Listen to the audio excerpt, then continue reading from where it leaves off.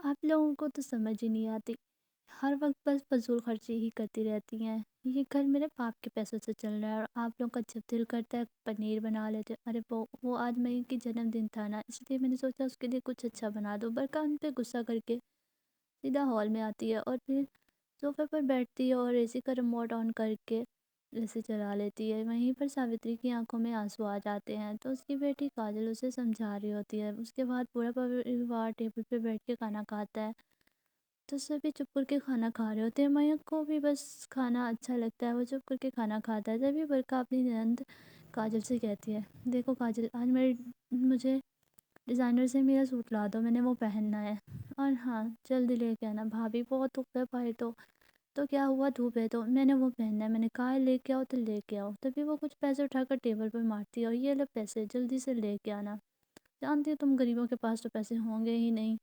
یہ کاجل کو بہت برا لگتا ہے لیکن وہ پھر بھی اس کا سوٹ لینے کے لیے جاتی ہے۔ کچھ دیر کے بعد جب کاجل سوٹ لے کر آتی ہے، اس کا پورا چہرہ لال ہوا پڑا ہوتا ہے، اور یہ سب کچھ دھوپ کی وجہ سے ہوتا ہے۔ وہ سیدھا اپنے کمرے میں آرام کرنے کے لیے جاتی ہے۔ جب میک اور سمیت دونوں کام سے واپس لوٹتے ہیں، ماں کاجل کی طرح نظر نہیں آ رہی۔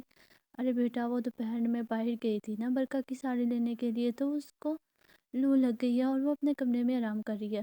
ارے ہاں ہاں، اب میری ہی شکایتیں لگاؤ، مجھے ہی برا بناؤ اپنے بیٹے کے سامنے۔ دیکھ رہے ہو سمیت، تمہاری ماں کیا کر رہی ہے، مجھے ہی ویلن بنا رہی ہے۔ تبھی سمیت کو پتا ہوتا ہے اور وہ نہ چاہتے ہوئے بھی چپ کر جاتا ہے۔ اس کے بعد دونوں باپ بیٹا بیٹھے ہوتے ہیں۔ دیکھو پاپا، میں جانتا ہوں یہ سب کچھ میری وجہ سے ہو رہا ہے۔ برکہ ہم لوگوں کو باتیں سناتی ہے کیونکہ اس کے باپ نے ہمیں فائدے کے لیے تھوڑے سے پیسے ہی دے دیے تھے۔ ہمیں جب سے کاروبار میں نقصان ہوا ہے، ہم تب سے برکہ کی باتیں سن رہے ہیں۔ دیکھنا بھائی، ایک دن ہم اپنا کاروبار کھڑا کر لیں گے اور ان سب باتوں سے چھٹکارا پا لیں گے۔ اس کے بعد برکہ اپنی پسند کی لڑکی سے ہی میک کی شادی کرواتی ہے اور وہیں پر ہی وانی اس گھر کی بہو بن کر آتی ہے۔ برکہ شروع میں تو سب کو دکھا کر اچھا ویوہار کر رہی ہوتی ہے، لیکن منہ دکھائی پر ہی وہ اپنا اصلی روپ سامنے لے آتی ہے۔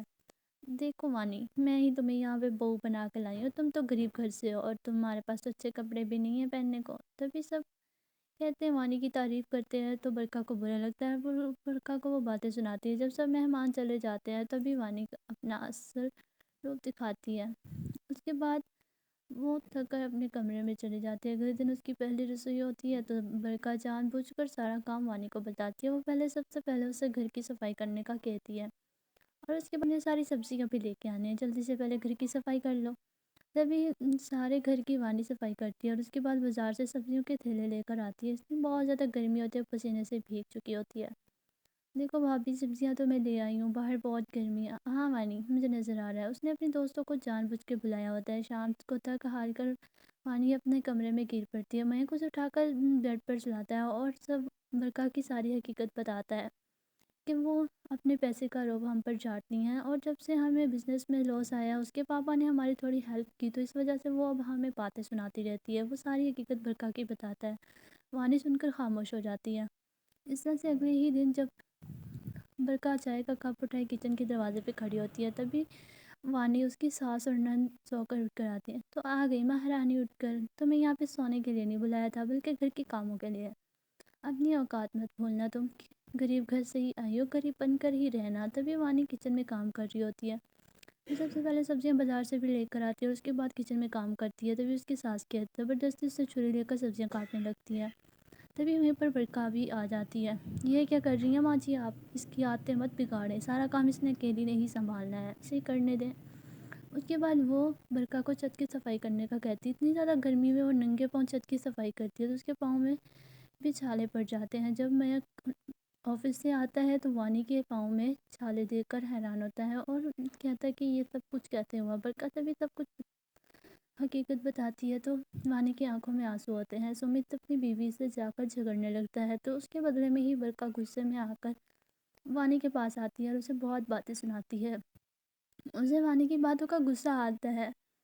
وہ گرم پتیلا پانی کا چولہے پر رکھتی ہے اور پھر اسی سے ہی برکہ کو نقصان پہنچاتی ہے، اور سب سے پہلے اسے گرم پانی میں برکہ کا ہاتھ ڈال دیتی ہے اور پھر اس جلتا ابلتا پانی اس کے پاؤں پر بھی گرا دیتی ہے، جس کی وجہ سے وانی پوری طرح سے جل چکی ہوتی ہے۔ وہ گرم پانی اس کے اوپر گرا دیتی ہے۔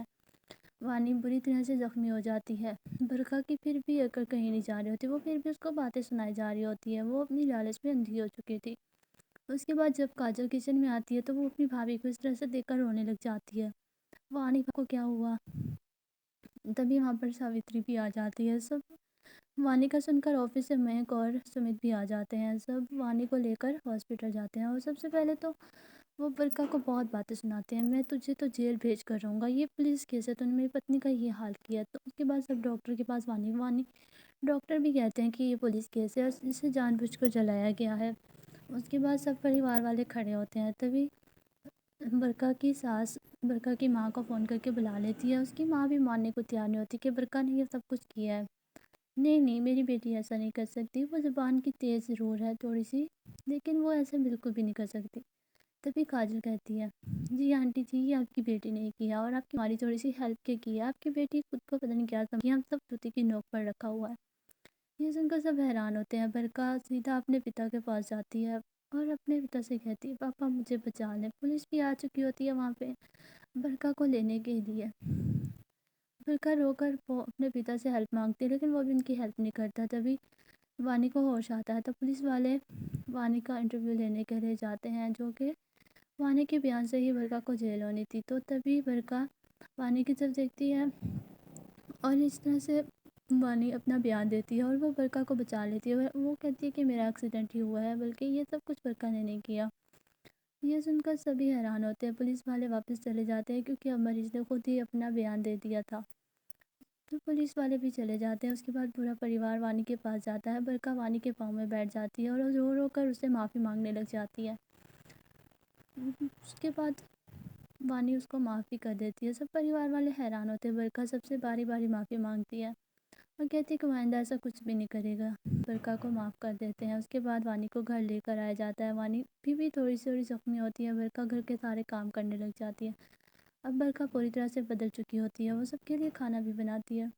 دیکھو وانی، ڈاکٹر نے تمہیں بھی آرام کرنے کو کہا ہے، جب تک تم آرام نہیں ہو جاتی میں ہی سارے کام کروں گی اور اب سے تم اس گھر کی چھوٹی رانی بن کر رہو گی، میری چھوٹی بہن۔ ہم جو دیورانی جٹھانی نہیں بلکہ بہنیں بن کر رہیں گی۔ ساوتری یہ سب کچھ دیکھ کر بہت زیادہ خوش ہوتی ہے۔ تبھی جب یہ سب باتیں ہو رہی ہوتی ہیں تو تبھی وہاں پر مہک اور سمت بھی آ جاتے ہیں۔ وہ دونوں یہ سب کچھ دیکھ کر بہت زیادہ خوش ہوتے ہیں۔ سمت مہک کے کندھے پر ہاتھ رکھ کر کہتا ہے، دیکھا مہک، آج ہمارے گھر میں بھی رونقیں ہو گئی ہیں اور سب کچھ ٹھیک ہو گیا ہے۔ سب بہت زیادہ خوش ہوتے ہیں۔ اس کے بعد پورا پریوار کھانے کی ٹیبل پر بیٹھ کر ایک ساتھ کھانا کھاتا ہے۔ تبھی برقا وانی کو اپنے ہاتھ سے کھانا کھلاتی ہے۔ اس دن کے بعد سے برقا ہی سارا گھر سنبھالنے لگ گئی تھی۔